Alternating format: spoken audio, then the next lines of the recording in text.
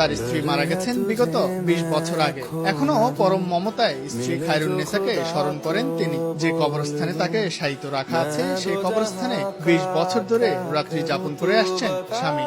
মন খুলে দোয়া করেন স্ত্রীর জন্য। তিনি জানান, কবরস্থানে স্ত্রীর পাশে থেকে তিনি এক অন্যরকম প্রশান্তি অনুভব করেন।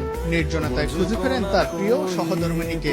উনি আসার পর থেকে একটু স্থায়ী হয়ে গেলাম যে আর ভালো লাগে উনি এখানে আসে, আমি আসি, আমাকে ভালো লাগে আর কি। ওনার জন্য দোয়া করি আল্লাহ যেন ওনাকে ভালো রাখে। মানুষ বলে বেদনার রং নীল, শোকের রং কালো। আচ্ছা, তাহলে ভালোবাসার রং কি? নাকি ভালোবাসা কোনো রঙেরই হয় না? আসলেই তো তাই, ভালোবাসা হয় মূলত স্নিগ্ধ সুন্দর অনুভূতি। জীবনের শেষ ইচ্ছা মৃত্যুর পর যেন শাহজাহানকে স্ত্রীর কবরেই শায়িত করা হয়।